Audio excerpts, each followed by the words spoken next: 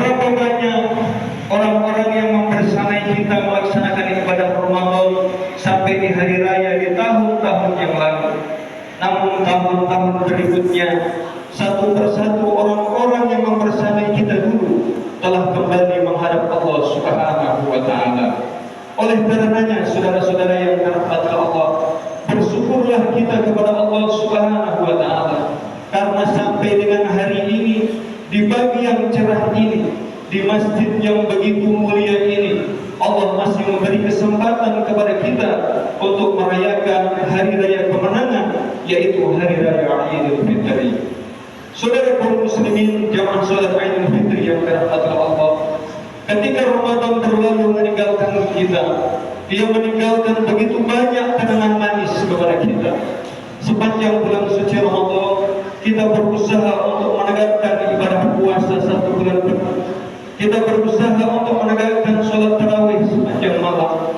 Kita berusaha untuk berbuka puasa bersama-sama dengan saudara-saudara kita. Mudah-mudahan kenangan manis Ramadan ini akan kemudian terulang di Ramadan yang akan datang. Ramadan juga mengajarkan kepada kita untuk tetap mencari orang yang baik dan dermawan. Maka itu disebutkan tujuan dari kita melaksanakan ibadah puasa, yakni la'allakum tattaqun, yaitu agar kita menjadi manusia yang paripurna, menjadi manusia yang bertakwa kepada Allah Subhanahu wa Ta'ala. Lalu bagaimana ciri dari ketakwaan orang-orang yang melaksanakan ibadah puasa selama 1 bulan penuh?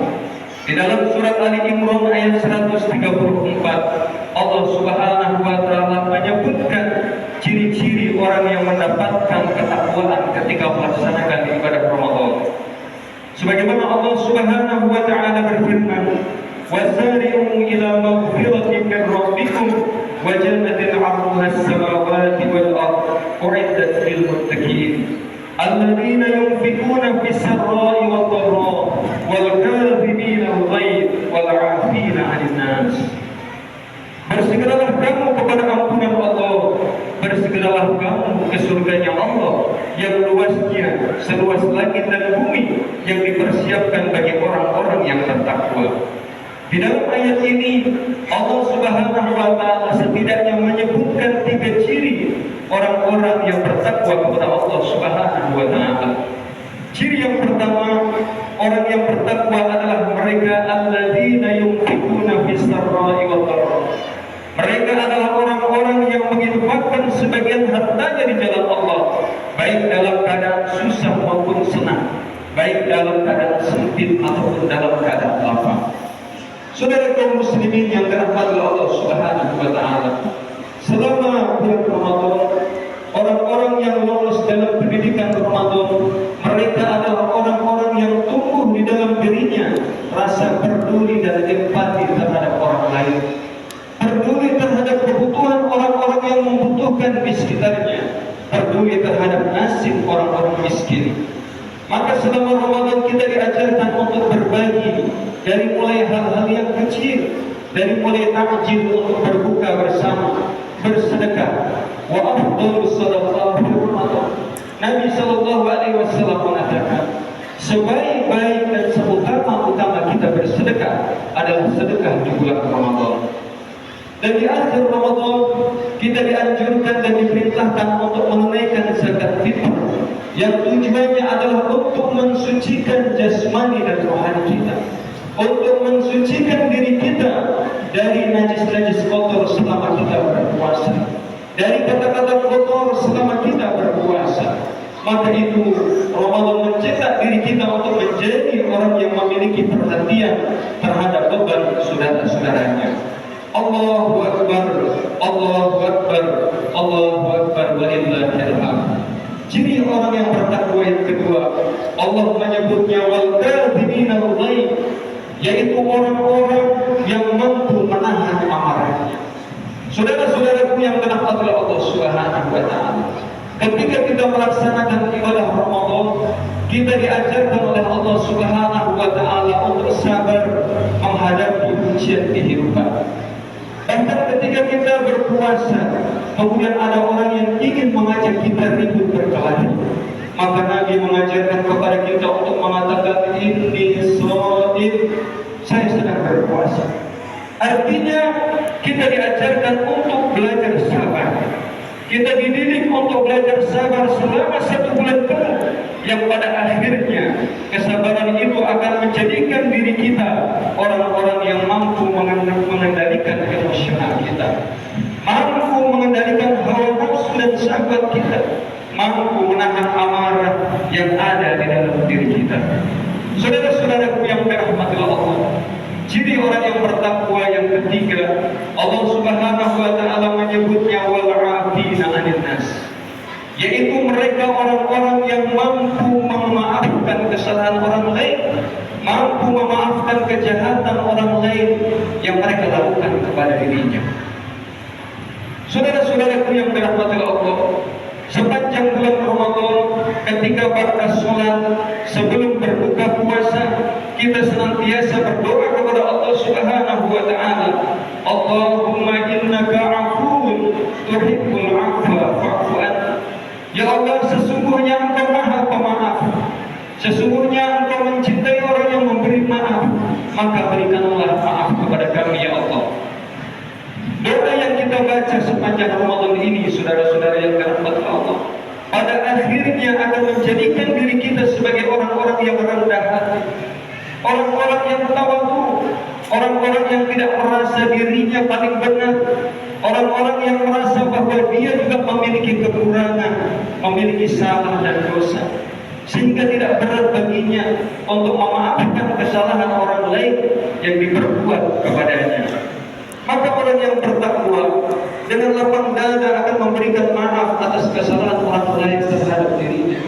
Terlebih di momentum Hari Raya Idul Fitri ini, momentum yang terbaik untuk menyambung silaturahmi yang sempat terputus, momentum terbaik untuk melebur dosa-dosa kita yang mungkin terjadi kesalahan di antara kita. Saudara-saudaraku yang dirahmati Allah Subhanahu wa taala, berkaitan dengan kesalahan yang terjadi di antara muslim satu dengan muslim yang lain, manakala dia tidak selesaikan di kehidupan dunia ini, maka persoalan itu akan sampai kepada Allah Subhanahu wa taala. Perkara itu akan diadili langsung di hadapan Allah ketika nanti di padang mahsyar. Rasulullah sallallahu alaihi wasallam menceritakan kepada para sahabat bahwa kelak di akhirat nanti akan datang 2 orang laki-laki dengan menundukkan kepala menghadap Allah Subhanahu wa taala. Kedua laki-laki ini dahulu ketika di dunia mereka memiliki masalah, kemudian mereka tidak saling ridho, mereka tidak saling memberikan maaf sampai mereka meninggal dunia. Maka perkara itu diselesaikan di hadapan Allah Subhanahu wa taala. Ketika di hadapan Allah, laki-laki yang satu kemudian dia berkata, ya Allah, ya Tuhanku, sesungguhnya laki-laki yang ada di sebelahku ini ketika hidup di dunia, lisannya sering menyakiti aku ya Allah, tangannya sering berbuat zalim kepadaku ya Allah, perbuatan dan perilakunya selalu zalim terhadapku ya Allah. Maka pada hari ini ya Allah, untuk menebus kesalahan-kesalahannya, aku minta setiap kebaikan yang Kau berikan kepadaku sehingga aku bisa masuk ke dalam surga-Mu. Lalu Allah Subhanahu wa taala menjawab, bagaimana aku bisa mengambil kebaikan dari orang yang ada di sebelahmu, sedangkan di dalam dirinya kata Allah, sedikit pun aku tidak mendapati kebaikan, tidak ada pahala kebaikan yang ada di dalam dirinya. Kemudian laki-laki itu dia berkata, ya Allah, kalau begitu aku memiliki dosa, aku memiliki banyak kesalahan, ambil dosa dan kesalahanku kemudian timpakan kepadanya ya Allah. Kemudian Allah memerintahkan kedua laki-laki ini untuk berdiri, kemudian menatap ke depan. Ketika mereka berdiri dan menatap jauh ke depan, di pandangan mereka ada satu pemandangan yang luas, di dalamnya ada satu istana yang dibangun dari intan permata yang begitu indah.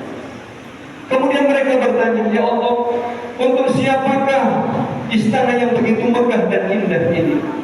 Maka Allah menjawab, istana ini aku siapkan untuk orang-orang yang mampu membayar nilainya. Siapakah yang mampu membayar nilainya ya Allah? Maka Allah menjawab, yang mampu membayar nilainya adalah orang-orang yang mampu memberikan maaf atas kesalahan orang lain terhadap dirinya.